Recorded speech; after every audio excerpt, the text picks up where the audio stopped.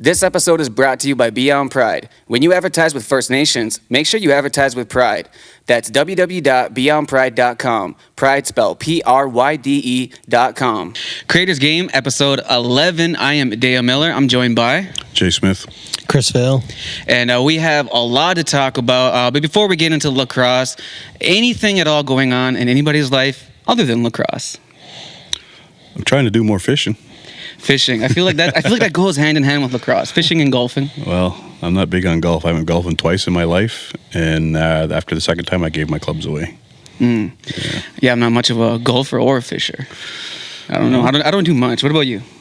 I did golf in that Cup tournament last week. I wanted to sign Brendan Montour jersey, but besides that, nothing much. Yeah. Well, you got everything's lacrosse. Had their master provincials 2-2. Well, lost to the two teams that ended up being the championship. And fun weekend. I think I'm going to play in this charity tournament out in St. Catharines this weekend, so should be all right. It's Niagara Sports. The question was anything but lacrosse. No, not He here. just goes into it. Yeah, I was on the floor this weekend, bud. Lacrosse every day. That's okay. Last time we did this, I got jumped on for talking about lacrosse. Yeah.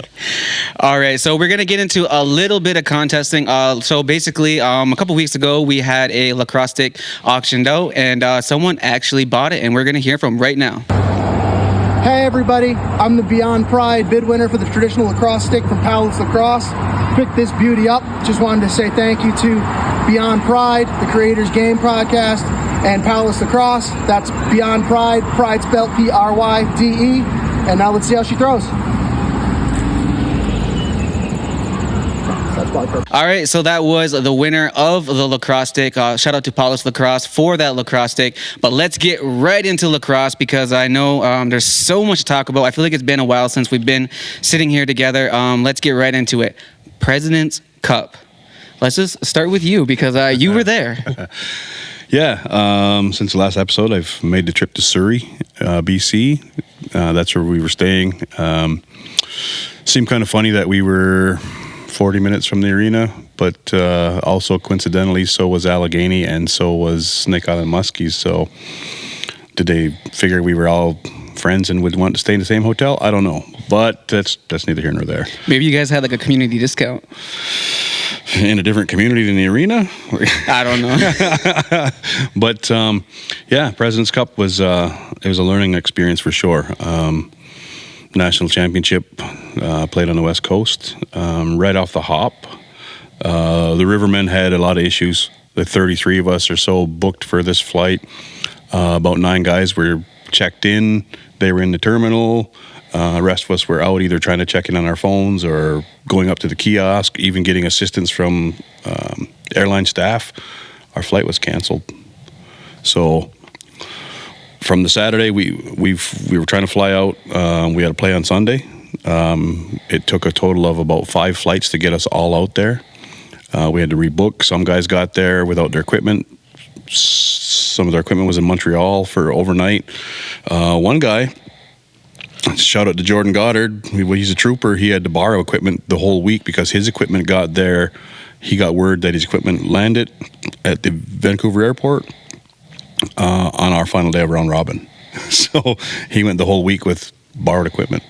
Now, I heard that someone on the staff of the Allegheny had it right because they actually drove out there. They did. They drove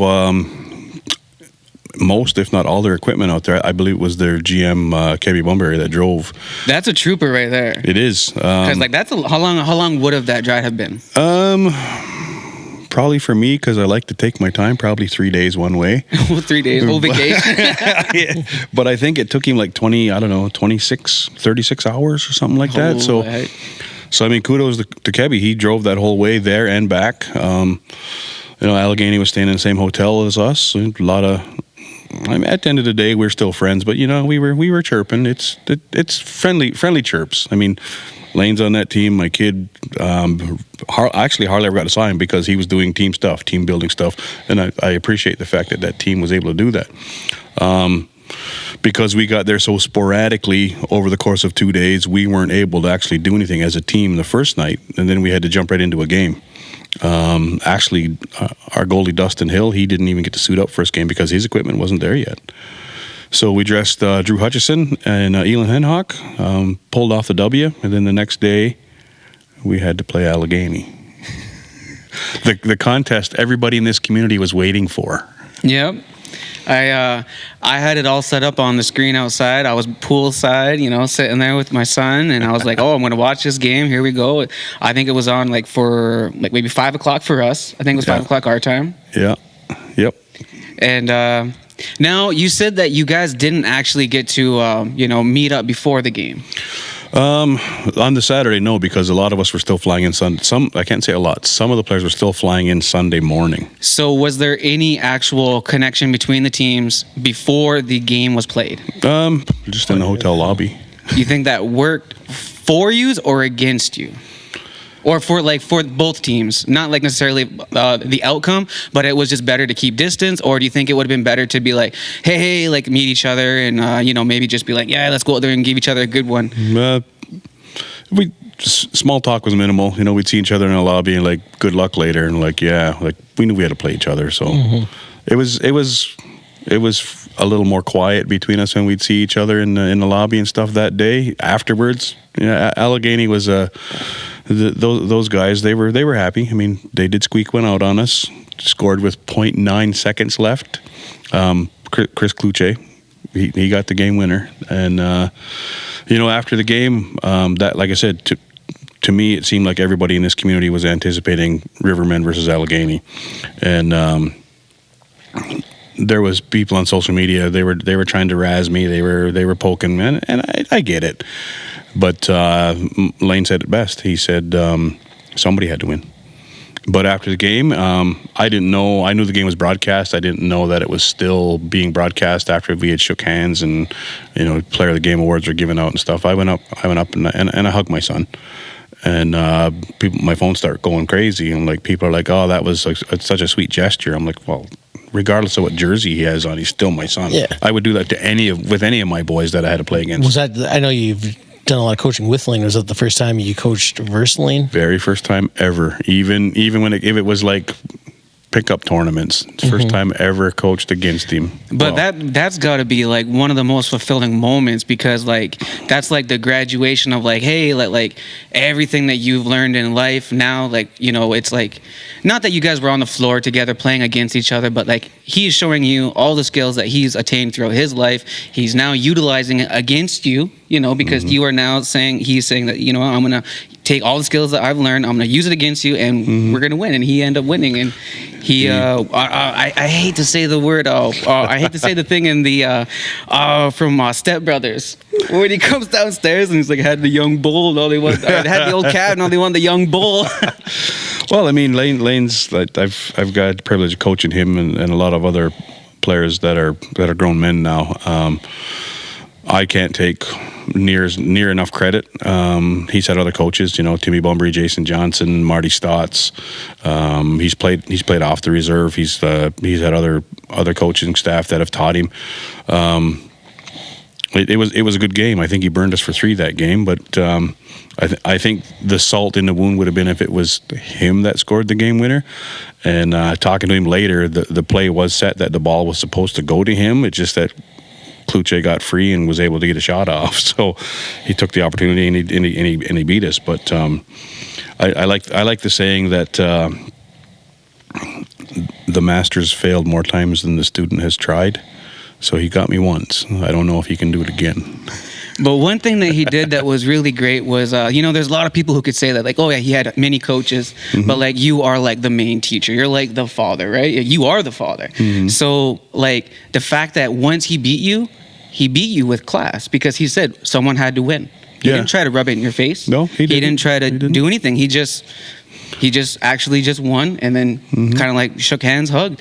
It's perfect. I'll give the whole Allegheny team a shout out, because they all knew. They all knew, it's father versus son. I think the whole lacrosse world knew, because there was also an article in Windspeaker newspaper that it's a national newspaper. It was picked up by several different newspapers. So there was a whole article about us. Again, the community was watching. They wanted to see Rivermen versus Allegheny.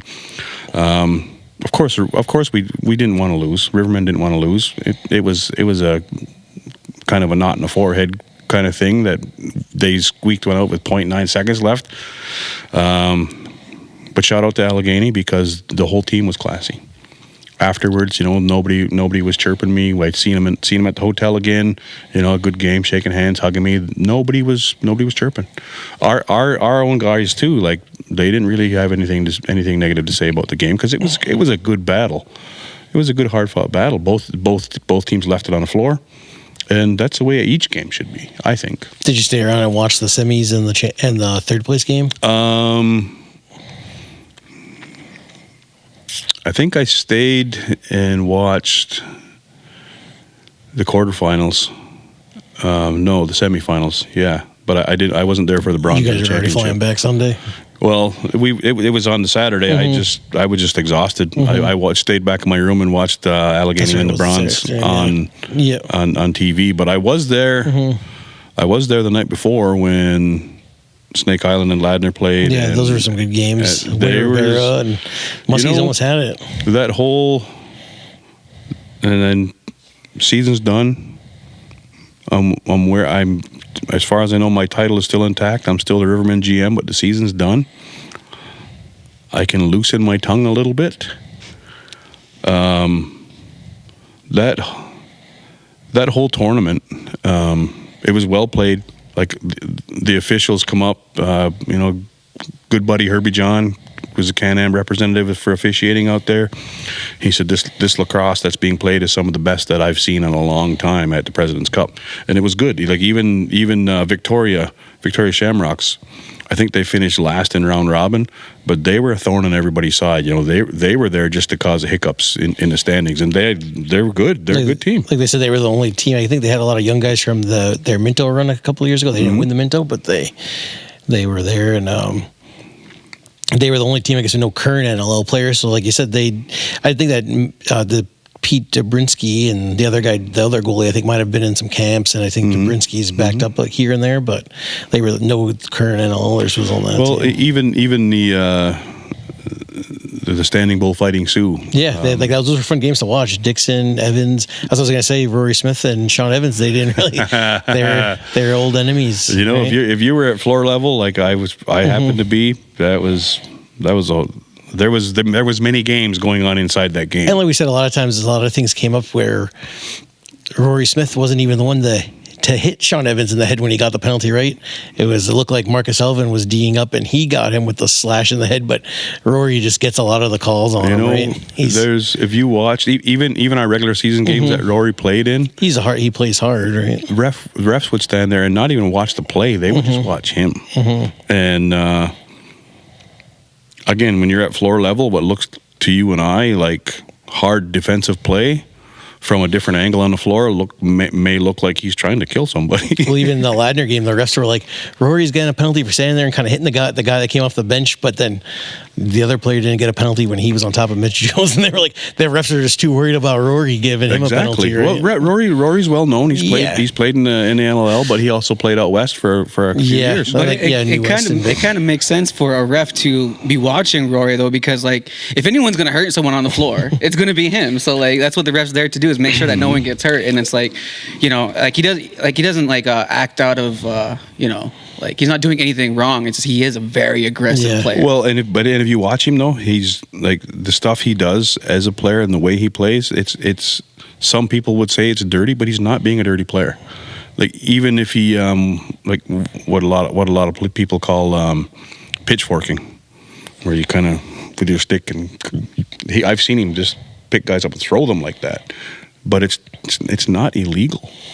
It was nice that the announcers were very almost surprised that Rory was out there, right? Because nobody really knows he played a few Senior C games and a few Riverman games last year, and if they weren't really paying too much attention to OLA this summer, just to kind of be like, oh wow, this guy's back. So there was a bit of controversy at the President's Cup. Ladner is very well known. I mean, this is not now that they're three-peat champions. Ladner is very well known for loading up, as most teams do when they go to the President's Cup. Our team that we had, I didn't pay any attention to the BC Lacrosse Association. I didn't pay any attention to their Senior B League. I didn't pay any attention. I don't know if those guys played all year. Like Ryan Benesh, according to statistics, played 0 games. So I don't know what the ruling is out there. I don't know how he was allowed to even play in a President's Cup. I don't know. Don't know the ruling on it. At this point, it's after the fact. Don't even really care. However, our guys that went to the President's Cup played for us all year. We didn't have any pickups, as we're deemed whatever, type A, type 1 team, whatever.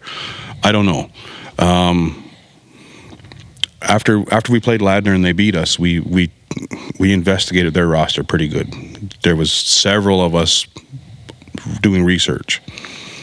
We shared our findings with Allegheny and Snake Island, and the three of us filed a protest because they had too many NLL guys rostered. Well, because James Ray played 3 games for Vancouver, so is it percentages or how's that? James Ray played 3 games for Vancouver, but he was on the roster for 7. Oh yeah, so you figure that's where the percentage is getting exactly. Over, yeah. Like honestly, Ladner's opening possession, including Christian Del Bianco, and their 5 players on offense, they had 6 NLL guys on the floor. Yeah, it's because like you said, if he's rostered for the 7, the cap is 5. So. Because even for St. Albert, then after counted them after that Spencer, I believe is Miles, the really tall, lanky D guy, he got hurt. I remember when they were down here at the ILA scrimmaging Vegas, so he was on the IR all year. But if you count him, he's 6'2", but then is it because he's on the IR, it doesn't... Yeah. Where you figure it's like, oh, if he's not hurt, he's still technically a pro lacrosse player on the roster. Like, well, we have Brooker Meer. Brooker Meer was on Panther City IR the whole year. Yeah, like you technically still had 5, and that was with him. That was with Dustin going on and off the practice squad. And Bo Hunter, Sam LeClaire, yep, Drew Hutchison. Yeah, so you had your 5, and that was with the guy being on the IR all year. Yeah, and so when we get there, we kind of expected it, and we wanted to see who they were going to play. We saw who they played. We filed our protest.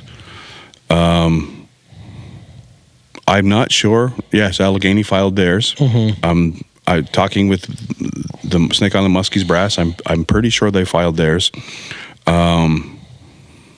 Allegheny got a response in about an hour and a half, and I mean, that was quick. They filed their protest, they got an answer in an hour and a half. Because even Allegheny, they had their 5, and that was with Frankie Brown being a local player, plus only playing 2 Bandits games, so everybody else was kind of sticking in the rules of just keeping 5 guys, no matter if it was IR or percentages, and then those 2 teams had a bunch.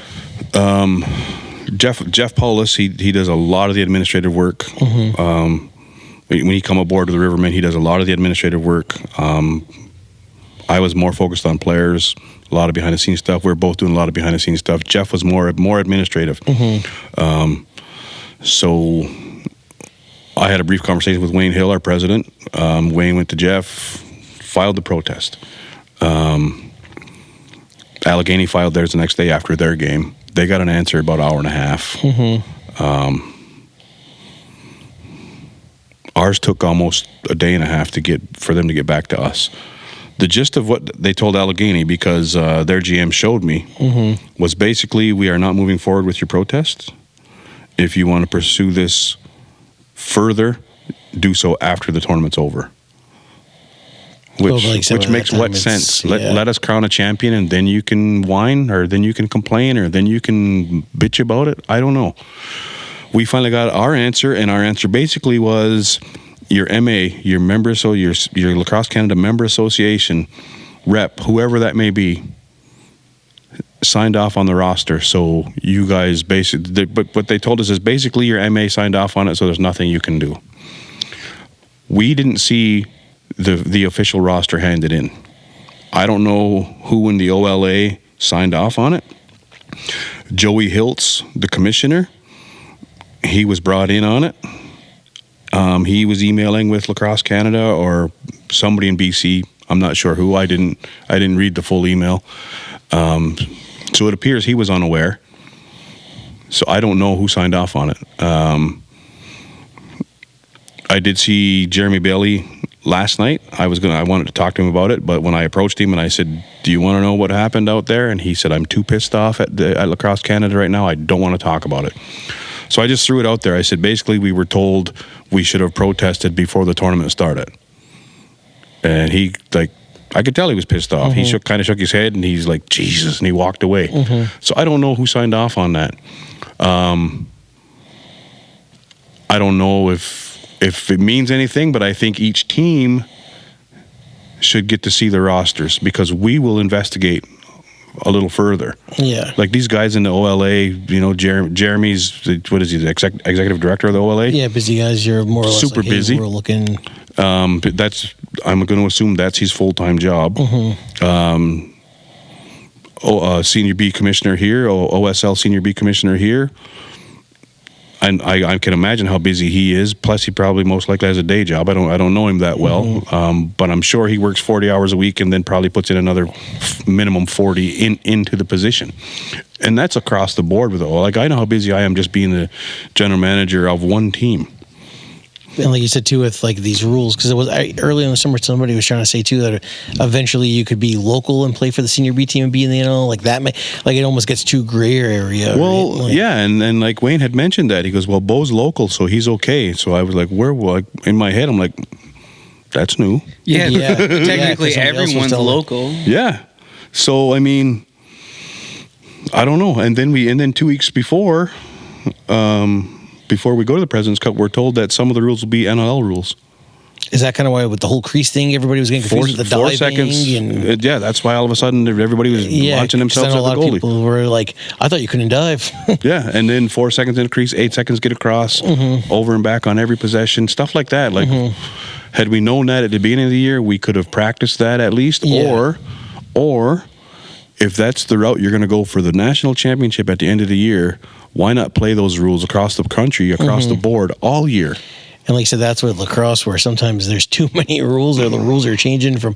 That's why I have these leagues forget the overtime rules and forget because it's switches from B to A to national to local and it's one set of rules. And that brings us to, like, I read something earlier from the Victoria Shamrocks. I know I'm jumping all over the agenda here, Deya. I apologize. But it kind of ties in. Victoria filed a definitely. protest for those two players, Morrison and Malcolm or whatever his name is. I could empathize with Victoria because there was a decision made to let this team pick up players. Yeah. Whatever team qualified for the Mann Cup, let them pick up players. 16 weeks ago, and then to have it literally while they're in the air flying here get reversed. Yeah, like you said, those guys took off work. Mike Messenger and Will Malcolm, they're here. Jerseys are made. You know, they think they're going to play. And then is Reed Bowering coming out then? Because then all of a sudden now he was on a list last night before the game, and I was like, nobody even ever announced him. He wasn't playing or nothing. But I don't know. And then it's like, but I empathized. I felt for Victoria in the position they were put in because rules changed on us. Rules were bent. Rules were disregarded at the President's Cup. Somebody told me about that rule back in June that they were going to be able to pick up even a couple more senior B guys, if anything, and then they were going to pick up some guys because they wanted to compete with how strong the East is. So they were like, "Oh, the West is switching the rules up just to kind of help make it a level playing field with the East." And it made me laugh. I saw a comment on social media just today, and it said maybe they should send Ladner. Yeah. Well, like that's like let's say that like they continue, using the NLL rules, right? That's what they were doing, and they want to do it next year. They want to use NLL rules all throughout the season, and then they're going to be using that in the President's Cup. And I don't know, are they using NLL rules in the Mann Cup right now? Pretty much. Yeah. Pretty much. Let's say they were going to use those rules going forward. Like, don't you think the NLL would kind of be like, you guys are basically just another version of us, and then it would probably get them pretty upset. Like right now, they're probably sitting there looking at like Canadian Lacrosse Association, like, hey, like, what are you guys doing? Like, I don't know that they'd be upset more so than this was around longer than them. So it gets players ready for the players that are playing Senior B or MSL that haven't played in the NLL. It would get them ready for the NLL. So it may benefit, but I can see the NLL, like not see the NLL, but I could see where that may come up, like they're basically copying us or stealing our rules or whatever. But I personally don't see it as a negative thing. Because like now, like right now they say within the OLA, people really like don't get paid, right? No. Well, like, you know, so that people don't get paid. But now if people start getting paid because they're using NLL rules, maybe there's more sponsors coming in, they become like, then I'm sure the NLL would be like, no, what are you guys doing? What are you doing? Well, let's see what happens. But if they keep bringing in these NLL type players with these big names, they're going to probably want to get paid. In order for them to get paid, you need sponsors. And so that means that's the next step. There's going to be bigger. See, like, I'll use Ladner as an example again. Mitch Jones. Hell of a goal scorer. But again, being at floor level, watching him play, like when he was trying to be tough and got in Rory's face and was even kind of pawing at him, like, you don't poke the bear, literally. But you still got to give it to him. He's the leading scorer of the tournament. Now, I didn't watch Ladner every game Ladner played, but I do know this much. Because of those same NLL type rules, it definitely helps those. The referees were only calling penalties. They weren't telling the timekeepers who scored. And good buddy of mine, good buddy of yours, Neil Henhock, he was out there with the Rivermen, so during our games, he was actually in the penalty box helping the timekeepers because he's an NLL timekeeper, so he knows what to expect. And that's what Neil said. He goes, they're doing like the NLL where they don't tell the timekeepers who scored. It's up to either the ref in the penalty box or the timekeepers themselves to keep track of who scores.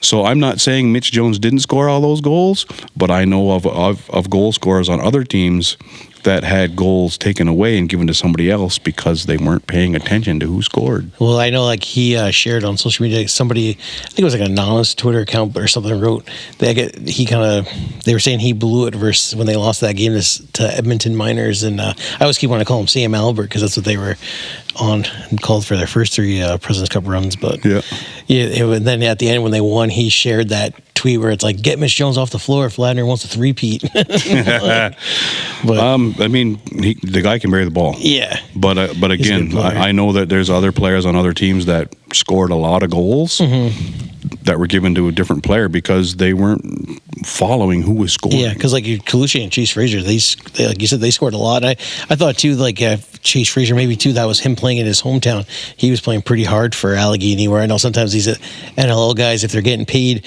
may not go through the middle and stuff, where it seemed like those guys were, they wanted to win for sure. Like, I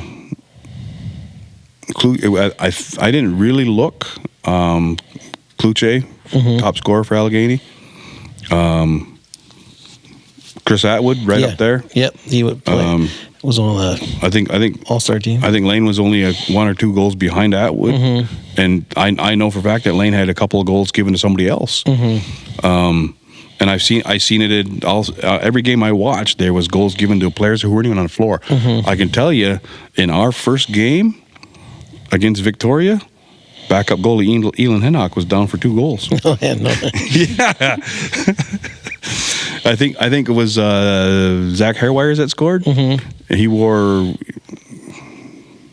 73, I think. Yeah, what was the other guy? And Elon wore 76 as a goalie. And they gave Elon 2 goals, and he was a backup goalie. So, I mean, not to knock the timekeepers, because some of them said, like, we've never did this before, or at this level. So during our games, Neil would help them, but I think on something like that, the refs have to still keep track of who's scoring. Do you think next year coming Ladner three-peated, and then the three-peat, Fergus did in 1988, then St. Albert did in 16, 17, 18, so 18 they three-peated, and then now this year, Ladner three-peated. So really since 2015, just the Rivermen, 15-19 have won, Ladner and St. Albert / Edmonton Miners. Yeah, there's only been 3 teams won the President's Cup in the last 10 years. Well, who's going to be the 4th man in? Who could be the next one? Of course, you wanted to be the Rivermen, but like, have to see next year who would be the 4th one? Have to see next year who decides to throw the money around or get some guys. And well, I mean, that was going to be my question. Do you think the Ladner, they got the three-peat at home? Do they invest again to try to go for a 4th and come back to Ontario next year when it's hosted in Brooklyn? I think first and foremost, Lacrosse Canada needs to get their shit together and pay close attention to these rosters, because if Ladner wants to come to Ontario and try to pull that bullshit, I know that Ontario is going to put up a harder fight than what we were allowed to do out there. Yep. And I mean, Brooklyn's hosting. There's a lot of NLL talent in that area. Yep. You know they're going to pick up. Area, They're, like they got guys on the bubble right now. They got guys like they got Deacon Knott, young goaltender, already has been in the show. Yep. So I mean, if they're going to keep Deacon, there's one. And there's a lot of talent there. I expect Brooklyn, as the host, to put up a lot of battles. Will they win the OLA title again? I'm going to predict no. Because like you said, they put that rule in place because guys were having 15 NLL guys on Senior B, and Senior A was getting a bit, not as Senior A as it should have been. So I guess that's why they put that rule in. And then there's a rumor that it's going to be cut to 3 NLL guys next year. I mean, why? Honestly, great rules. Make it more about the hardworking, gritty players who are there because they want to, not the NLL guys that are getting paid. But if Ladner's not going to follow the rules, why have them? That's my thoughts. Yeah, definitely. Now, we do have to jump back a little bit because I have one question about the Allegheny game. Okay. Did you talk to Chase after the game? I did. Why did he puke? Chase was very dehydrated. Oh, really? Yes. I thought he got nervous or something. He ended up in the hospital that night. Oh, shit. He got better, obviously, because he missed, I think, the next game, but he was back in.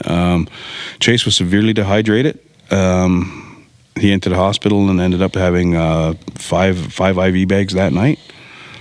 Holy, how... Like, drink some water. What? Jeez. And I think they said he had two more IV bags the next day. But I mean, again, they made it a team building thing. Allegheny was taking their players to an IV bar so they all could rehydrate. Oh. But Chase was very dehydrated to the point where he was cramping up, like he was sitting. This is him telling me. These are his words. He was sitting in the wheelchair outside the hospital, and his legs started straightening out. Yeah. And they straightened out, and he got his uncle to try to push them back down, and instead of his legs bending, his whole body kind of catapulted up because his legs wouldn't bend. He cramped that bad. That happens in my hands. My hands start going like fucking all twitching and stuff. He said his hands did too. They curled up and so he was in a rough way for a few hours there, and thankfully he's better. He did a pretty good job all week. Well, yeah, definitely. If you're dehydrated and then out there play, I had just assumed that because I believe there was they were only up by 1 goal. Mm-hmm. I just thought he was just oh no, this is getting too close. He was sick. Oh, I thought it was just. I saw a couple of guys like Go Abrams from Allegheny. He got signed by Halifax. Cody Adamson, he was on Ladner. I think he's an older player too, 35. He got signed by Halifax. So I figured a couple of guys were out there. I'm sure people were out there scouting and stuff. Kurt was out there. Yeah, Kurt was there. Kurt was there the whole week. Yeah. Well, I mean, Bo Hunter played for us, so he was. Yeah. He's out there supporting his son, but there's no doubt he was scouting. And he did great during that Allegheny game. Bo Hunter did well. Bo Hunter did well the whole tournament. Mm-hmm. He was probably one of our leading point getters the whole week. He was another one though that didn't have pads first game, so he couldn't play. Because I think that's what the announcers even said. He had this many points, but missed that first game. Yeah, his pads didn't show up. Mm-hmm. Yeah, I think that the Allegheny game, he got 3 goals, something like that. Yeah. All right, well, that's President's Cup. Hope you had a great time out there. It was fun.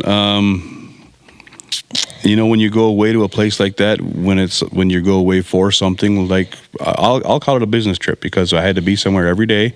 There was duties I had, and you always wish you got to do more. I mean, I was down to hunt Bigfoot any chance I got, but I never got the chance. How was the arena food? The arena food, actually, the Ladner Leisure Center, it's huge. There's an arena, there's a swimming pool, there's a community hall, there's all of this. They had a little cafe in there, and they had paninis, they had flatbread sandwiches, they had normal sandwiches, they had all kinds of desserts. But at the back of the arena, in the Ladner Dog Pound, they called it, right outside of that was a different food truck every day. Well, that sounds pretty bougie. So it sounded like it was great. But that actually leads me to the next part here. We're going to get right into the Mann Cup. So speaking of the Mann Cup, let's get right into the very first game. Our section, no, wait, let's go back. Wait, we got Game 7 here. Okay. There was the Was fight. it 7 or was it 6? I don't know. Which game was it? The Lyle fight. The OLA final, Chris, that was 6 games? 6, yeah, because it was 2. They were up 2, and then 4. The Chiefs come back and won the next 4. Yep. So that game out in Peterborough, when there was that fight, and Lyle got, was it Lyle that got scrumming there with somebody? I think so, yeah. And then I'm told, I wasn't there, I was in BC when that game went down, but racism flying again. Like there was fans hollering and chanting. I saw the post of I think it was one of the moms of one of the players. I think it might have been that Nungo Thompson's mom had a post of the fan giving the finger and yelling, grabbing by the ponytail and like. Yep, that was that one. Yeah, Lyle and Jeremy, all those Thompson boys went through all of that in NLL a few years back with the Philadelphia announcer. Yeah. Like it's 2024. Yeah, they're still saying in August of 2024 is when that happened. When is it going to stop? Like you said, yeah, they already know. Like, you know what I mean? Like, or they can't say if they're fans of the game and going to the game, they know it, right? So yeah, for how long can you say? Can you use the excuse? Oh, don't mind them; they're just drunk teenagers. That was no teenager. No, yeah, he looked like in his 30s for sure. Right? Like yeah. 30s, So what 40s. we're talking about was, I believe it was Game 6. There was a fight, and then basically the fans got into it, and it made its way to social media. So what I wanted to ask you guys is like, this has been like a reoccurring topic on the show. Is just kind of like fans getting into it. There's like a racial slurs, and like. For the most part, it makes its way to Instagram and then or TikTok, wherever it goes, and it just kind of like dies down. Well, like we said too, even with the Victoria TikTok, right? Like, that was pretty, and it looked like a pretty well real account. When I first looked at it, it seemed to be around all year. It was saying F-bombs during like a WLA series, but I don't know how the team did not stay. I'm sure they've seen that account, but maybe now finally got it taken down after what it said. But still, even to troll that, the team denied that it was an official account. Yeah. Anyhow, Game 6.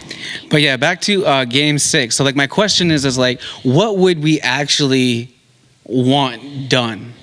Because, as a community, we go to social media, we complain, we say, oh, this isn't right. But no one ever says, well, what do we want to happen? And that's just my question is, what do we want to happen? I'll say what I would like to happen.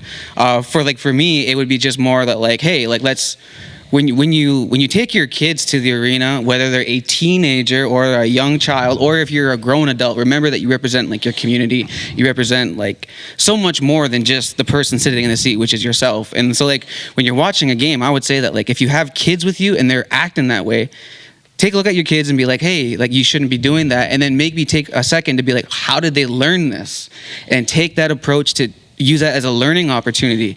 So when you have these teenagers who are acting ignorant and stuff like that, if you see that and you're a fan of that team, maybe take them aside and be like, hey buddy, I know you're here, you're really passionate about the game, but that's why we don't do this anymore. It'd be really cool if you could just get on board. And we as a community, so I'm talking to other teams and other communities, talk to your fans, talk to the people and be like, hey, when you're coming to like Six Nations or other reserves, or when you're around amongst Indigenous people, they don't like being talked about this certain way. So for myself, that's kind of what I would like, but I want to open up different conversations about like what you guys would want. Of like, what do you see being done? Is there like, I know that sometimes like they have land acknowledgements at the beginning of games. They have old Canada at the beginning of games. Everyone has this sense of respect, but only when it's convenient or when it's pushed upon them. So what needs to be done so that there's respect throughout the whole game? Well, as I was going to say, there's like land acknowledgement, but then racist stuff gets said after. Yeah. Right? So I think that land acknowledgement is a crock of shit, personally. I do, because it's like, kind of rubbing in your face. That's like me taking your bottle of water and saying, I recognize this as your bottle of water, and then drinking it and giving you the empty back and saying, but I'm going to use it till its resources are gone. Definitely. Like I said, not being native, but looking at it when I would go to rock games and stuff, I would think like, oh, it's kind of like we're rubbing it in their face, right? Like that's what I just take it as of. One of the greatest things that I saw and felt coaching minor for so many years was when Like, for example, Brantford minor lacrosse didn't have a team in every division for a few years. Simcoe minor lacrosse, same way. There was only certain divisions they had enough players for. So those kids that wanted to play, that were in those age groups where there wasn't a team, came to Six Nations. And a lot of those non-native families that brought their kids here to play saw firsthand how we are treated on a game-to-game basis. I remember one parent coming up and going, "Oh my goodness, that was atrocious, the way that you guys are treated, the way we are treated because we have a Six Nations jersey on." And I even said, like, actually, that game wasn't bad. Well, like you said, that town may have Every Child Matters stickers or shirts on, but then a kid will still say something racist, right? So yeah, it doesn't really change the fact. I would love to see a community swap. If you think we're this or that, come and live here for a month and see, and let people treat you the way that we've been treated. Like, again, it's 2024, and this is still being said. What makes me laugh, though, is you always see stuff being said to our women. Do these guys not know our women are probably tougher than their men? Yep. Like, for real. I'm not messing with any aunties around here because they're tough as nails. I've seen it. Rebels in Halton Hills years back, big brawl in Halton Hills. I seen more women fighting men than anything, and they were winning. That was hilarious. Yeah, it's just one of those things where, as like a community, we continue to see this happening. We see it in firsthand. Like, we're at the arena, it's like, oh yeah, look, something racist happened, and then all of a sudden you get home and it's like, oh well, look, I was just there, and now it's on Instagram and you're reliving it again. Maybe things need to be taken at a political approach. I'm going to go back to the Elora Mohawks, and one comment I saw on social media was directed at me that said, your management approved of us using Mohawks as a name. That has now been rescinded. Six Nations Council has rescinded that. They no longer agree that the Elora Mohawks can be called the Elora Mohawks. So maybe that's where it needs to go. Yeah, because it's just an ongoing thing, and it ruins the culture of lacrosse. It ruins the atmosphere, the safe space that it's supposed to be, that family and friends can come there and cheer on. You know, they're family and friends who are on the floor. When you got people up there who are just like saying really racist things, and it's just like, it's unnecessary, and it's just like, where did you learn this? But then at the end of the day, it's like, oh well, they learned it from the Canadian textbook. Well, how about when rules were put into lacrosse? People act like we played this game without any rules. Obviously, there was rules, or how would a winner be decided? Well, wasn't it when you watch like those, like I've seen the documentaries, wasn't box lacrosse technically started because natives weren't allowed to play field lacrosse when the French in Quebec said, oh, they're too pro, they're not allowed to play with us. Yes, our people were not allowed to play our own game because we were considered professionals. Yeah. Box lacrosse was invented because basically they didn't want to have to run for miles, so they contained the sport, start adding rules. So does racism ruin the game? It certainly adds to it, but personally, the medicine game that is lacrosse, see, lacrosse even comes from a French name. Which brings me around to them always wanting to ban the wooden stick. If you ban that stick, what are you going to call the sport? Because that's what the sport is named after, was a French bishop's staff that somebody said that looks like lacrosse. Anyhow, this sport was being ruined with so many rules. And I'm not saying that Indigenous players break all the rules, but we certainly are called on it a lot more. Are we that rough? Yeah. No, we play the sport with passion. I've been accused of coaching my teams to be very aggressive and very rough. I let the boys play how they want to play, and if that's how they play, deal with it. It's a contact sport. If you're playing on a men's team against men, if they don't want to get hit, tell them to go take up, bocce ball or something. Can we say maybe it's tougher nowadays because they took the hitting and everything out of hockey, where you see a lot of the now hockey parents come in, and so anything that's a little bit of contact in lacrosse, they get all, oh my god. They were trying to take out contact in minor lacrosse, yeah, too. a couple years ago, right? Yeah, and that's such a great point because like it is a medicine game, and that aggression could be literally I have all this aggression, all this anger built up. I just want to get it out. Yeah. And then hey, maybe some of the other teams have it a little better. They don't have that aggression because things are just a little more cozier on that side of the river, So, hey, sorry, things ain't great around here. And when we get on the floor, we're passionate because this is something that can change our lives. You will hear so many kids, and I've heard it. I've heard them say it firsthand. I've read articles that they've written, and all these Indigenous kids who are going places have said lacrosse is my outlet. Things are tough at home. Lacrosse is my outlet. So yeah, you're 100% right. This is where our kids get it out, get their aggression out, get their anger out, get whatever out. Even if they're not playing and hitting somebody, standing in the yard shooting a ball as hard as they can 20, 30 times, that energy's released. Let us play our game. Is somebody going to get hurt? Probably. Are our players going to get hurt? Probably. But we certainly don't whine and moan about it. Not as much as you hear. Last night's game 2, game 3, whatever the hell game it was, I never heard so many fans complaining about players getting hurt, getting hit. Well, that's not a lot for sure. I don't know how many times you hear a lot of fans, oh, they took a dive. Did they?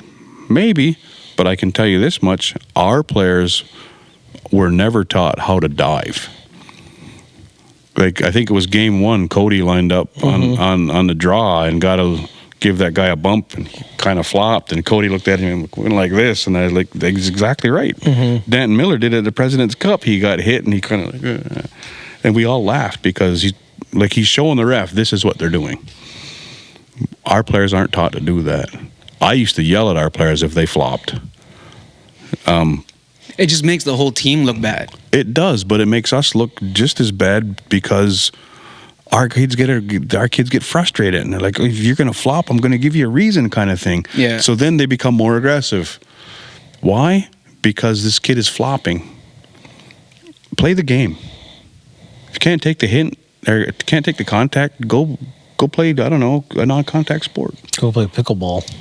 Hey, pickleball, yo. Pickleball is lit. Yo. I ain't even played, so I can't. Yo, you ever go to Dojo at 7 o'clock on a Thursday? They're killing it at pickleball. All right, let's get into the Mann Cup. The Mann Cup is currently going on right now here on Six Nations of the Grand River at the ILA. Tonight is game 4. However, let's start with game 1. What was everyone's thoughts on game 1? The Chiefs were unsuccessful. I looked at it as a feeling out process for the Chiefs. They'd never seen Victoria before all year, never seen them, never played them. And then I was watching that game and I kind of looked back at the OLA final against Peterborough. They knew Peterborough. They knew how Peterborough played. I'm not saying they let off the gas. I honestly think those 2 wins by Peterborough were a bit of a shock. Playing against Victoria, from what I saw, it looked like a feeling out process. Let's see what they got. Let's see what they can do. The Chiefs were still right in it. They only lost by 1. Was it too little, too late kind of thing? I don't know, but I think I think the Chiefs were still in control even though they lost the first game. Yeah, it was definitely one of those moments where I was just like, heat up, and it was like they didn't heat up till after the third period, and Vale got 4 goals. Yeah, like I said, it was just probably like you said, feeling out. They haven't. The last time I played Victoria was 2014, right? So it's been a while, and then they came back, had a dominating game 2, and then last night, they were down, and they got back up and tied it, and then took the lead. So I think tonight, should be another good game. I don't see anybody blowing anybody out, but I think tonight's game will be the momentum changer. If the Chiefs win tonight, suck the wind right out of the sails of Victoria. Yeah. If Victoria wins and gives them a little hope, that'll just make the Chiefs want to play that much harder. I don't know if getting those 2 players back last night maybe just gave them a little bit of confidence for it to be a close game, but Mike Messenger he's a pretty big dude, and he was laying some nice hits and stuff. Like, he's a good player. I did see on I can't remember if it was a comment or if it was like a blog or something like that, but like so was it Messenger? Yeah, they had him. He's the big D guy. Yeah, I believe that he said that he was going out there purposely to try to hurt someone, or I had seen a comment or something like that. Is that in his nature? No, he's just a big guy. He just hits guys. He's his helmet. He's had times where he's hit guys. His helmet's flown off in the NLL. And so it could have been just one of those fans that are just like, yeah, he looks like he's out there to kill someone, but he's just big. Yeah. And then like I think his nickname's like a machine or a robot or something. Is he the one they said is like the top draw guy? Yeah, he's taking some. I think he's taking some draws too for Rush. Yeah, he took some draws. Number 9, he was. He took some draws last night. If he's supposed to be this big top draw guy, I mean, I don't know the guy. Yeah, I didn't really know much as a draw guy, but more I was like, I know he's a good defender. Yeah, he plays defense well, but he didn't fare well against Jeremy last night. Yeah, in the draws. Yeah, I just know because he's Rush, and then he was on PLL Limestone, BC. So kind of, I just never seen him play in person. So that's why I was like, he's like a pretty big dude. He is a big guy. Yeah. Like, I was sitting with my youngest son last night, and I said, there's one of the guys that they were back and forth about, and he's going to the bench, and he's like, look at the calfs on that guy. Yeah. Like, he was pretty big. His legs are like this. He was playing some good defense on those guys. He was playing some good D. Him and Cody were kind of back and forth for a little bit there. I know, like the Will Malcolm, he's supposed to be like this big scorer, and he had a good season with New West and Panther City. So he got one last night, didn't he? Yeah, where obviously it's probably stuff too. Probably, I guess they came in for some practices, trying to mesh with a whole new team right off the kick. Speaking of Panther City, I think you were talking about how they were going to be folding, and I seen they did. Yep, they folded. So dispersal draft already happened. Sucked, but some teams got good players. Like Vegas, they picked up Jonathan Donneville, who was a former first overall pick. They lost a guy like Rob Hellier, an older player, to San Diego, but then they picked these guys up for free pretty much, right? Jason Knox, a good player, went to Halifax. Nick DeMood, he went to Philadelphia Wings to be goalie, and then they traded their starting goalie to Ottawa, Zach Higgins. So definitely some teams got some good, good players for cheap. We got a good look at DeMood out in the Prezi. Yeah, he's a good goalie. He's gonna Deacon Knott. Mostly likely DeMood, I'm guessing, is the starter, but maybe Deacon Knott pushes him, and then they got rid of Higgins. Totally different styles, DeMood and Deacon. Totally different styles. DeMood's a little shorter, wider. He seems to have a lot of good lateral movement. And Deacon's still young. He can afford to jump around, so he does. And like I said, that Higgins, he was the Mann Cup goalie last year for New West. This year he came back. He's like a Bowmanville Pickering guy, so he played for Brooklyn. They shipped him off to Ottawa, and Ottawa, which used to be New York, they picked up Phil Caputo and Liam Patton, 2 good players from Panther City, and traded them to Philadelphia. So picking up 2 guys in that Panther City dispersal then they flipped them 2 players to Philly for a goalie when they picked up a goalie. So Philly picked up 3 guys from Panther City, pretty much. Yeah. And I also did see Dirkston got he's on the Seals now. Durston signed a 1-year deal with the San Diego Seals. Yeah, one of our lefty offense. Yeah, right on. Yeah. He's got to come on the show now. He's too loud. You don't even. That's what I want. I want someone who's going to come on here and be super loud and just be ignorant. That's what I love. If you're watching Durston, you have to use a microphone, so you have to talk soft. 2 other players from Victoria, Cole Pickup and Ryan McLean. They were both released during the season from Panther City. They're both on Victoria this summer, and I was thinking having good summers, maybe they'll get picked up. Cole Pickup got picked up by San Diego, and then McLean, I believe, signed with Colorado. Then just today, Eric Fennell, he got traded from Halifax. They let Brian Maxwell sign with San Diego Seals. He was mostly on the practice squad this year, and then lefty forward, and then they traded Eric Fennell away for 2 picks in 2026. So I got rid of a couple of Fennell's been out, though. He's been injured. He tore his ACL last year with the Chiefs during Mann Cup. When does the actual season start? Because I know it got pushed back. It's usually like the December 1st weekend. Training camp starts in November. Well, isn't the NLL draft Sunday? Yep, this weekend, yep. Yeah. So I believe, is it Colorado first pick? And Toronto Rock has the second pick because they have Las Vegas's draft pick in that. Yeah. Now, what do the players, like, let's say, like, if you're a player, you're at home, maybe you're you want to watch the draft. You can't attend. Last year they didn't even have it streamed. So they don't even have it streamed? A couple of years ago, it used to be down in Philly. Guys, first it used to be in Toronto at the track. Players used to go, or you could like watch the picks and watch it live. Then it was down in Philly for a couple of years. Then during the COVID years, it was just streamed. Right, everybody's home. And then last year, I remember being away, not being able to watch it, then finding and just looking on Twitter at the picks, and then finding out it wasn't even streamed. So this year, I think it is going to be streamed again. I think they said the first round's going to be streamed. Yeah. But then the next ones you got to watch all on Twitter and everything. When we had Marshall on the show, Marshall said that his family had a watch party. Yeah, that's what I was going to say. Like, what is everyone going to be doing for? But again, if it wasn't going to be streamed, then you couldn't really have a watch party. Round one, I think they said round one would be streamed. Yeah, and then after that, you just follow social media for the remainder of the. But it's not like at any location or nothing like that. Because 2 years ago it was in Toronto, I believe, and they just got to get their stuff together at the NL2 of what they want to do, right? Yeah, it's cutting costs, right? That's what they're cutting costs. There's probably with Panther City folding that caused probably a few financial ripples throughout the whole league. Good or bad, I don't know. There was talk that Panther City was going to just relocate, but they didn't. So I don't know what that even looks like as far as financial gain or financial loss with the team leaving. Probably for the actual owners, it might be saving grace. And Panther City was a good team. They 3 years in the league. The last 2 years made the playoffs. I know now they do it, just the top 8 make it. They don't do the East or West, but they were pretty much the second best team in the West this last year. So, So it's kind of surprising that they would go away then.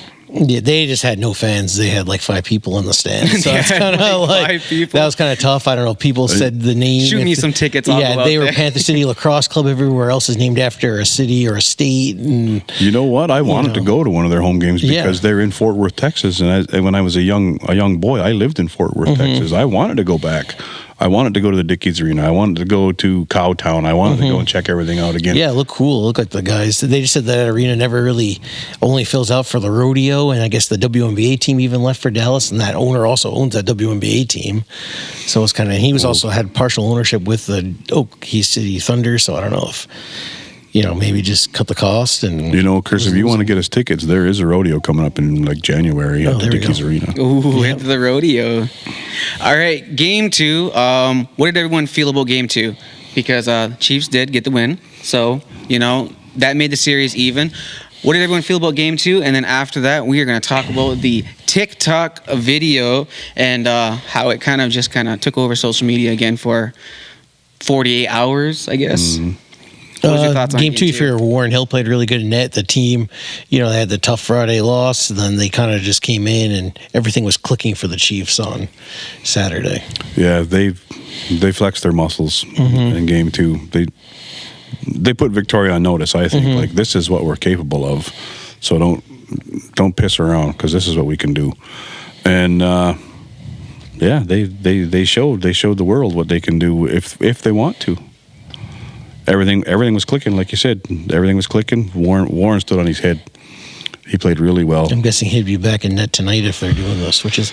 Does Dylan Ward ever get a game, or is he just there for third string? Think about that for a second. Dylan Ward is a third string that tells you what kind of goaltending he's one of the best goalies in the world in both field, box, Team Canada goalie in both.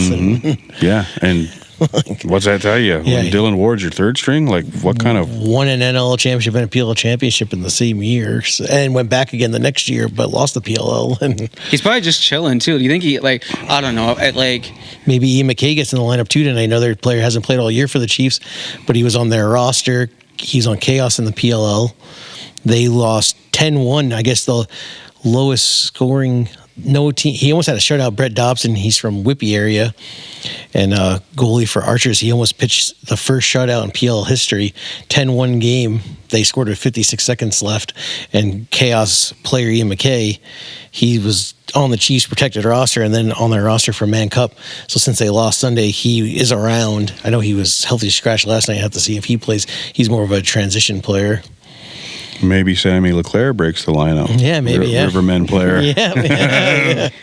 They just start throwing people out there. Oh yeah, Sammy's on their playoff roster, on their Mann Cup roster. So yeah, a lot has to happen to players to get knocked out of the lineup. Like injuries is a big one. So I honestly can't really see the roster changing too much. They switched you figure Kellen LeClaire didn't play game 2 or 3. Nungo Thompson then was in the lineup for those 2 games. He had a big fight versus Halifax teammate Max Wilson at the end of game 2. And I think that's exactly why Nungo was put in the lineup, was to add some muscle. Mm-hmm. That was a good fight too. Like Nanny Cook, the photographer, great edit on that video. Oh, it was beautiful. Yeah. But let's talk about, where were you guys sitting during game 2? I want to know that. Game 2, I was just sitting by the glass. By the glass, but like by the ILA glass part? Yeah. Okay, where were you sitting? I was sitting down the far end behind the Chiefs net. Okay, so I was opposite of you. Could you hear the guy yelling at the goalie? Yep, he was yelling again last night too. Yeah, I love that guy. That's Josh Whitlow. Legend. As soon as I heard that voice, because like I'm just watching the game, right? And all you hear is the voice, "You're gonna blow it, goalie. Don't let me get in your head. Oh, I'm in your head. You're gonna blow it, goalie." Dead silent, and fucking Josh just starts yelling. Chris Urglieri, a good goalie starter this past year for San Diego Seals, Orangeville guy, first year of senior. He went out to Victoria instead of playing for Owen Sound Senior A. And then their backup, Cam Dunkerley, he's also an Orangeville guy, so BC team, but 2 guys from Ontario as the goalies from the same town, Orangeville. So I wasn't at game 3, so I wasn't there last night.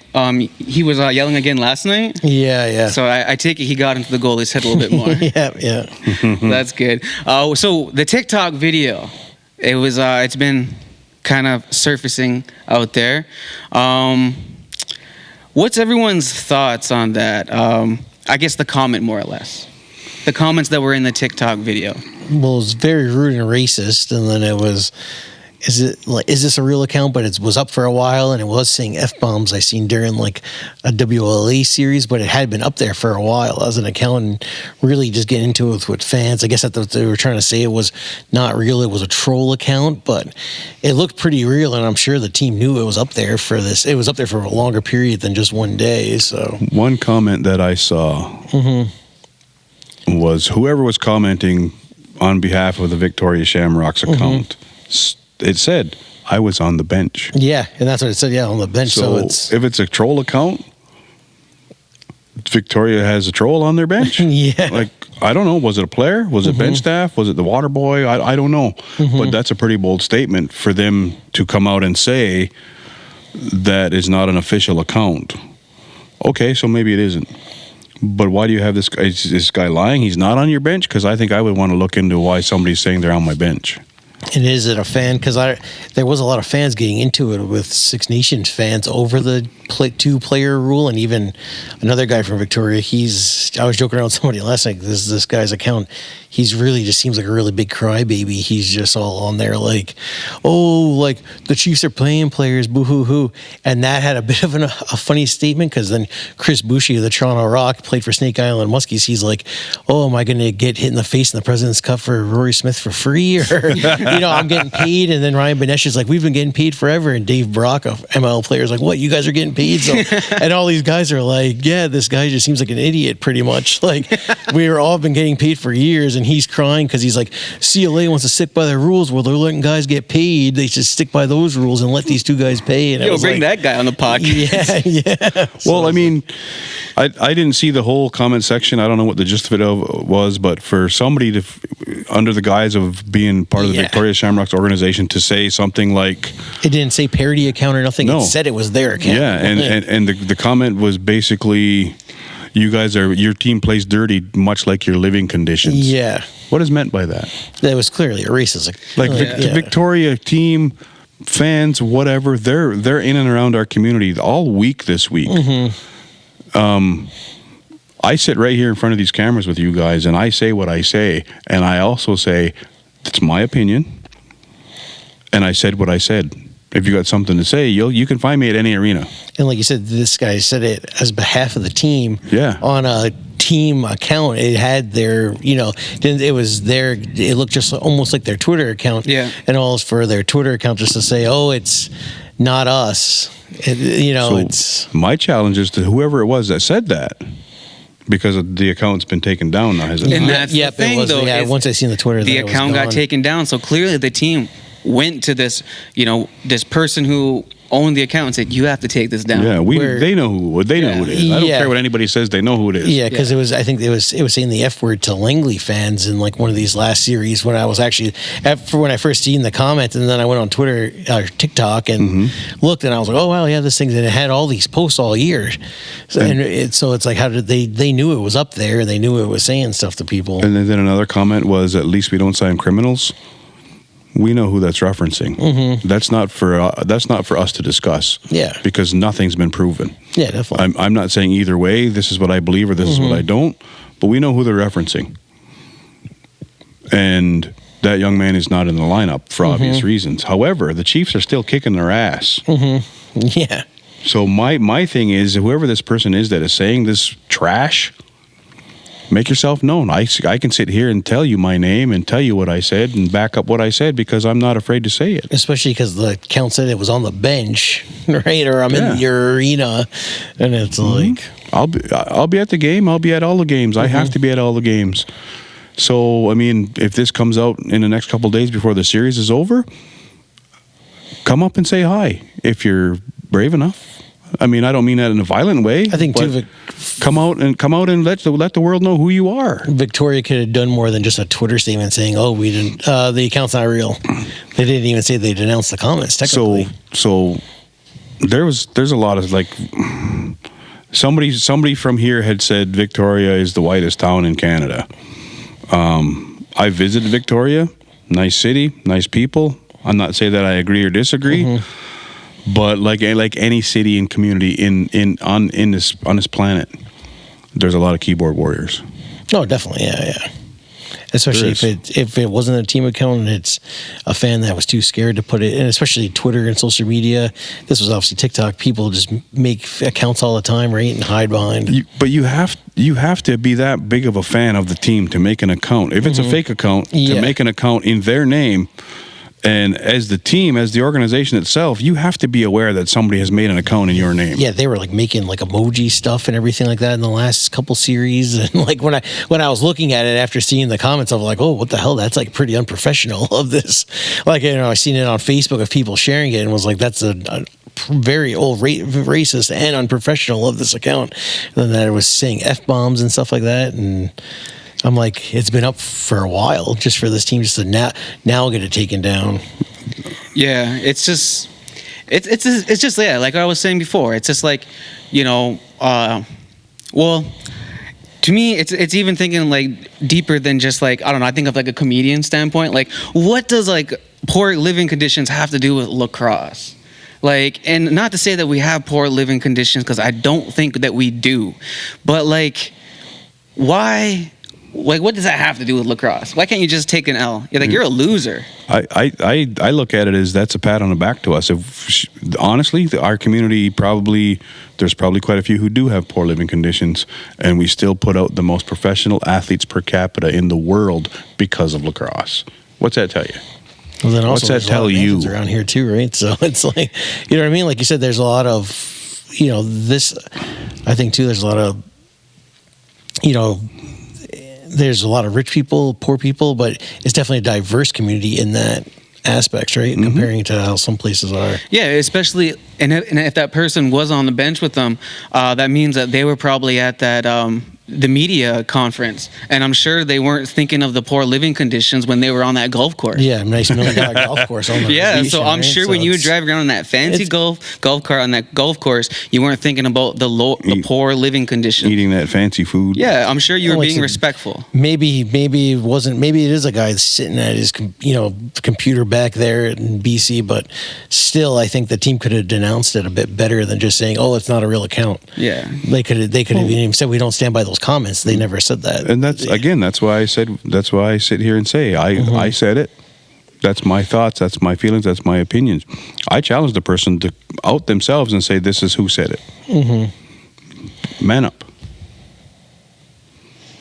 Yeah, it's another one for the books. Another Another day in lacrosse of just like the medicine that's out there. Of So I got to throw this out there before I forget. I went to a couple games at Funders Cup. The one game I'm walking up, haven't even made it into the arena yet, right? 2 people who were clearly wearing Allura Mohawk stuff start walking towards me. oh yeah. And I'm like, oh, here we go. They come up and ask me if Onondaga was close because they wanted to know if Onondaga players were driving back and forth. We're driving back and forth. They didn't know who I was. I was kind of happy about that. They tell them they were the Onondaga team sub from 54. Yeah, but yeah, when I saw these 2 Allura guys coming, I thought, oh, here we go. But yeah, they had a topic, our question that was relevant to lacrosse, but had nothing to do with the podcast or things that I've said about the community of Allura. And again, I said it. Yeah, for the most part, anyone who's ever came up to me about like the show has always been, oh, I just love what you guys do. I love what you guys, oh, you guys are doing so much for lacrosse. You like, oh, I wouldn't have known of this or that or something like that. We got it the other night when we were walking around in the arena, and that young fella stood up and he come over and shook both our hands, and he said, I go to Brock. We watch your podcast on campus, and Brock loves the show. Like, sweet. Yeah, and then even actually during game 1, I had an incident at the ILA. I'm still trying to figure out who this gentleman was. So I have a lanyard. I think that's what's called, right? Yep. Yeah, a lanyard. And, it's the Mann Cup. ID badge. ID media badge. So I was going where there was a tape up or whatever. But, like, I was allowed in because I was media. But this person, who I'm assuming is part of the BC staff, older gentleman, had to be about 6'2", 6'3", maybe 55, 60 years old, gray hair, came up to me and just saying, like, what are you doing? But instead of just, coming up to me and being polite and just saying, hey, like, just being polite and just being like, hey, man, what are you doing? He came up to me and grabbed my lanyard and then just wanted to see, like, what I was doing or, like, what was on it, basically, because I told him I was media, but he grabbed me like that and pulled me, and then I was just kind of like get out, like, hey, what are you doing, right? And then he just kind of like looked at me, and then lucky enough, security was standing right there, and he was just like, oh, he can't be here, and I was just like, what do you mean? Like, I'm a media, and then so security was like, oh, he's fine. So the guy ended up walking away, but I continued to do what I was doing and kind of walked towards the entrance because the BC dressing room would be the opposite way. But yeah, like that guy was like super aggressive for no reason. And again, a BC guy. And then right after that, I actually ran into Rick Mang. And that's when I got to interview him. And he came up to me and he shook my hand and he was just like, oh, I love what you do for the podcast. And then he looked at the older BC man and he was like, oh, no, he's good. Don't you know his podcast? Or, really? Something like that. And it was just one of those moments where like the old fella tried to be like super aggressive and, actually touch me. That's kind of assault, what I mean? And then that Rick Mang was just like, don't you know him? And that guy just kind of left me alone. But had not Rick Mang been there to save me, I don't know what would have happened. that was a good interview with Rick. Right? He North Shore Indians, different teams, Brampton. Rick Mang used to have awesome hair. It used to stick out of his helmet. Yeah, he was a good guy. But when I was in Surrey, when I was in Ladner, people coming up, I'm on, I call it the left coast. I'm on the west coast. I only know the people that I'm there with, maybe a few players from here and there, but there was people coming up to me out there, like, great show, great podcast, we love it. And I was like, I texted Deya and said, dude, I got people coming up to me in BC, loving the podcast. So, keep watching. Yeah, definitely. We like the love. We really appreciate the support. Yeah. It's obviously it's a passion of all of ours, but I mean, we are literally global. I love it. It does get a little weird walking around the ILA though. Tell me it doesn't. Tell me like. Well, I do other things that have me also on TV and stuff, and our community here, because they know us, they're like, oh yeah. Hey, yeah, saw your show last night. Nothing. You go elsewhere, get recognized, and it's humbling. But you're right, to walk around the ILA and have people coming up to us, and it's like, oh, geez. Yeah, so we give Jay a shout out, APTN, right? Yeah. Check him out on those shows. Yeah. All right, so let's get into the CLA decision. Any comments on that? And then I'm referring to the CLA decision about them picking up 2 more players. Yeah, so apparently that was voted on like 16 weeks ago. And it was approved because BC is a type 2. And I think that's the thing that's weird of Ontario's the only one, then they'd be type 2, and then how Nova Scotia or Saskatchewan or all these provinces, then they end up being lower so then they can pick more guys up, and it's just kind of weird how that's how they... BC's allowed to pick up 3. Other provinces are allowed to, like, some of them are allowed to pick up 5. Yeah, like technically Nova Scotia goes with an all-star team to Founders Cup. Like they don't go with an actual team. Yeah. They do tryouts, and whoever makes that team goes to Founders Cup, where it's like... And President's Cup, Yeah, too. President's Cup, yeah. And it's like, it's weird that CLA has all these, like, again, a governing body, but just tons of rules, right? Or this rule for this province, and it's like, why should everybody should be under the same? I would question it too, though. Like they voted yes, let them pick up players in what, March or May or something. I'm sure that Victoria wouldn't have these 2 guys take off work, fly out here, get them jerseys if they didn't think. And then change it. Like what was Lacrosse Canada's decision? Why they said, well, let's revisit this. I didn't read anything anywhere why that was brought back to the table. And then literally they changed it while Victoria was in the air coming here. And then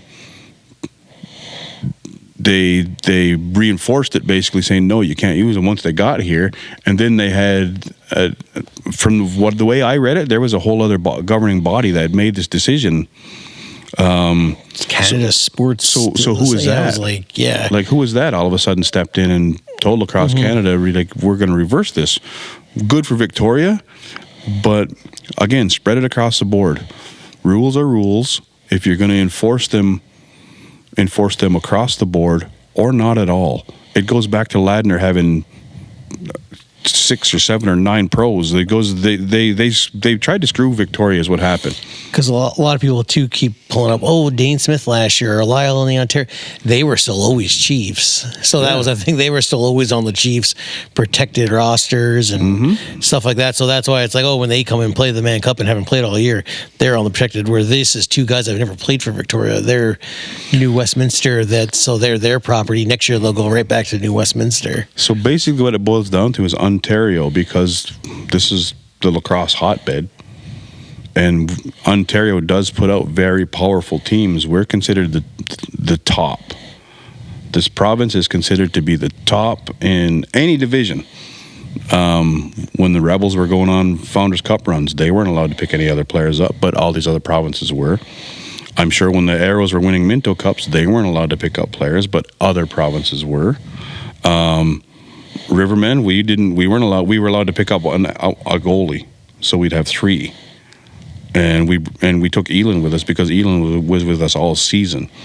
But BC was allowed to pick up players. Alberta, Saskatchewan, they were all allowed to pick up players. So it's I won't say it's against the Chiefs or against the Rivermen or the Arrows or the Rebels. It's just that we usually win the Ontario title an awful lot. But yeah, all these other provinces are allowed to pick up players. And if you don't want to have this fight, in my opinion, and if you don't want to have this fight of whether or not you can pick up players, apply to be a Type 1 team and not a Type 2. To me, if you're at Mann Cup level and you're a Type 2 team, you're sandbagging. I saw a post today where somebody said, how about MSL and WLA scratch them and just have one body govern Senior A and like don't have them one league. You don't have it as 2 separate leagues. Have it as one league, and then they'll just meet up for this Mann Cup championship in the end. And then they got to both BC and Ontario have to be the same rules for Senior A. Not this province can do this and this province can do that. They'd have to do it again across the board. They'd have to do it for Senior B. They'd have to do it for Junior A, Junior B. I think it's a good idea because, again, if they change the rules on you and what you're going to follow, if BC plays one set of rules, Ontario plays a different set of rules, it's like Major League Baseball. National League, American League. When you get to the World Series, whoever hosts, you play those rules. I could even get behind that.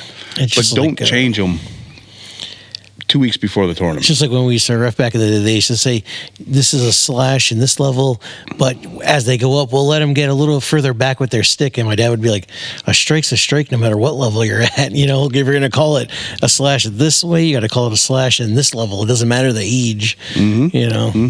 A strike's a strike, so. But, I mean, would Lacrosse Canada look at that?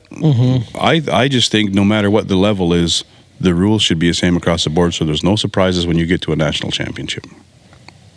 Yeah, I agree with that. Just having the levels like be the same across the board. That way, like even at the beginning of the season too.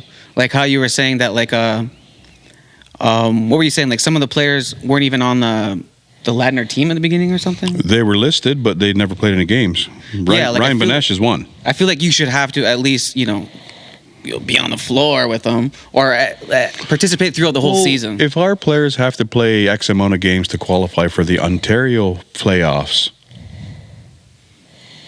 you have to play X amount of games to qualify for your provincial playoffs, but not a national championship.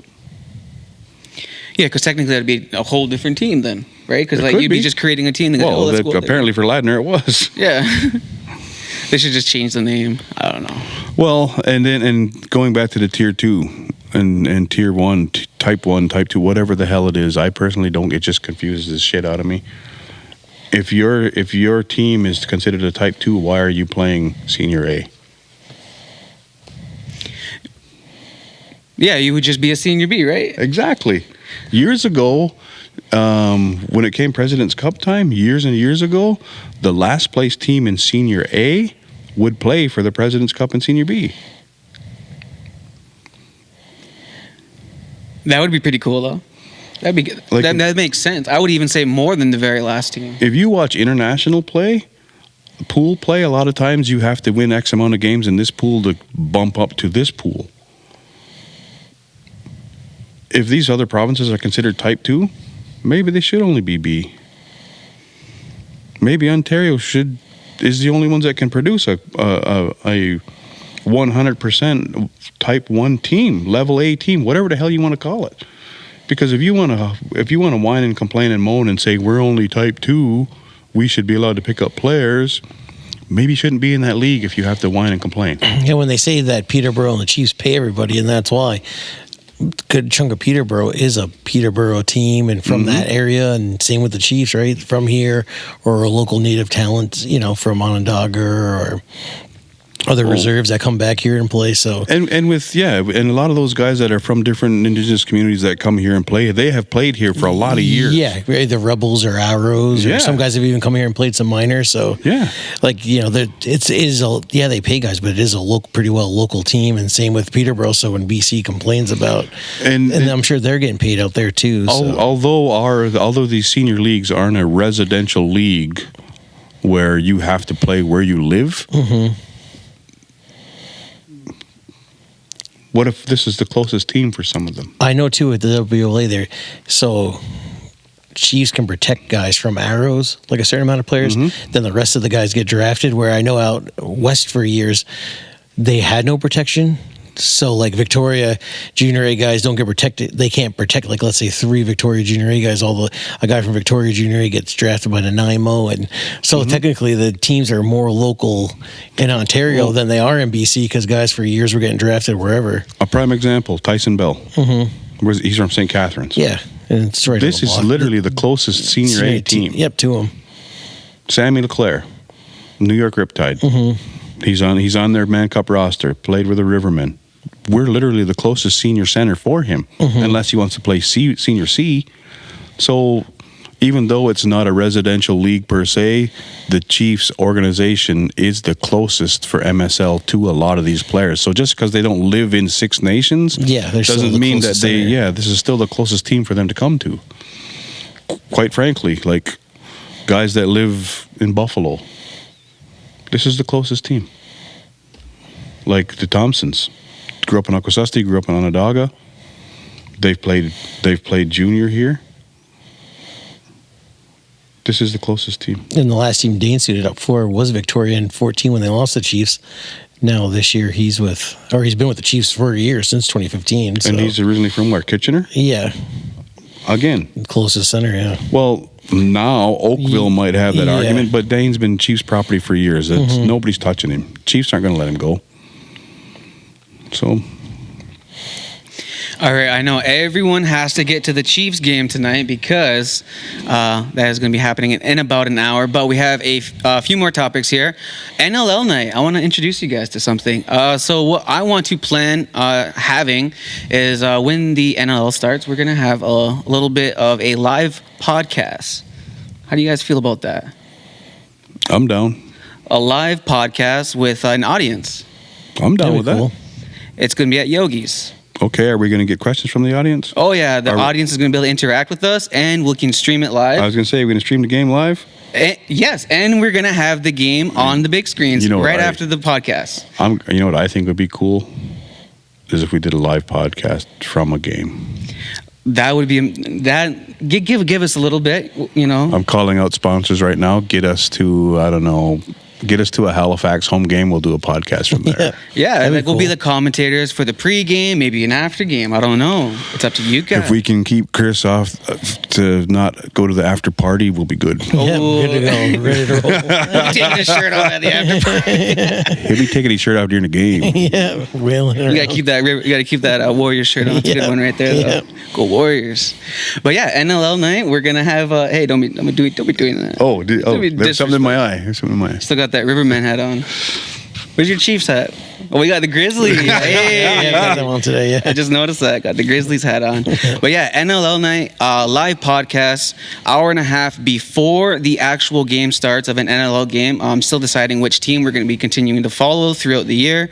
So yeah, live podcast, hour and a half, basically, and then the game will play. They'll be on all the big screens, open the bar for people, be able to come in, have some fun. It's all a fundraiser to keep this going, keep the lights on so we can have a great show for all you guys. And we'll stream it, have a good time. Nothing too crazy. Shut her down by 12 o'clock and just come watch some lacrosse, just little guys' night out. What do you think? Throw your questions at us. Yep. Yeah, give us a go, meet and greet. Sign Just autographs. questions. I don't want anybody throwing their underwear at us. I'll throw some T-shirts, some free T-shirts. I'll have everything all set up for when the season starts. But yes, live podcast, NLL night, Yogi's. It's going to be going down. I'll get everything all situated. I'll get it all good, and I just want to know, are you guys prepared for this? Because I want to take this show to the next level. I've been having a little bit of trouble with sponsors, not necessarily trouble, but just people understanding what this can be, because this has never been done. People always it has to go to TSN, has to go to ESPN, has to go to all these networks that already exist. But we can create a network here the exact same way, and we can have the freedom to do it the way that we want to do without all the rules that can ruin the creator's game, because the rules always ruin everything. So we're going to do this all in-house. It's all going to be fundraised. This is all produced, brought to you by BeyondPryde. We got Gary over there, ThruTheRedDoor. Shout out to Gary for always holding us down. This is all made here at ThruTheRedDoor. Make sure you check them out. And we're also going to be having, until that goes on, we're going to be having video questions. So what I want everyone to do is go out there and throughout the week, send us your questions. Record us on your video, send it to the Creators Game Podcast, just on Instagram, Messenger. Send us the questions, and we will play them live on the screen, just like we did for the contesting. So you're going to have your chance to get yourself on the big screen, ask your questions, and we'll answer them for you guys. What do you guys think about that? I think a lot of the questions are going to be, can I be on the podcast? Oh my God. I got that quite a bit. Even a little fella, actually with Jake Bumbury's little brother, Jared. Okay. He comes up to me the other night at the game and he's like, "Hey, get me on the podcast." And I said, "I'll see what I can do." There's been so many people who just wanted to come on the podcast, and a lot of them aren't actually players, which is great, because I want fans. This is supposed to be for the people. This is supposed to be for the voice of the people who didn't make it to the floor. That's why we're here. We're here to hold you guys down. Let all those athletes on the floor go do that. We'll talk. You know what though? As from a fan's point of view, they see a lot, they hear a lot. Fans sitting with other fans, you get to hear how people truly feel about the players on the floor, the teams, the other team. How many? Why do you think fan fights break out? because there's difference of opinions. So that's where you're going to get the harsh reality of our sport. It would be great to have two super fans come in and have just like a live debate. Like have like a, you know, like have a fan of like the Chiefs and then a fan of the Peterborough. Should we have that here or in a ring though? We can do it at Yogi. Bring the ring. I'm down. But yeah, Hey. we have so many cool things we want to do. That could be something else we could look into, that super fan fights. Oh, I don't know about that. Don't got insurance for that one. Sign a waiver. Ooh, sign away. Sign your life away. Sign a waiver. Oh, like OLA style. Does that mean I get the ref and throw my helmet at you? Oh, I don't know. Oh yeah, and fucking buddy. I went there. All right. Any last minute comments before we all head out and get to Game 4 of the Chiefs? Any last comments? I think it's your turn to buy chicken wraps. I'm kind of hungry. Oh heck! I heard ILA said it's on the house. Yeah, but I don't know. I heard ILA Sports said they were buying. No. Yeah. No. No, come on. Come on, ILA. Go Chiefs. That's the final Go comment. Chiefs. I don't even get a hat. Come on. Yeah. All right, guys. That was the Creators Game, episode 11. Until next week, we'll see you guys then.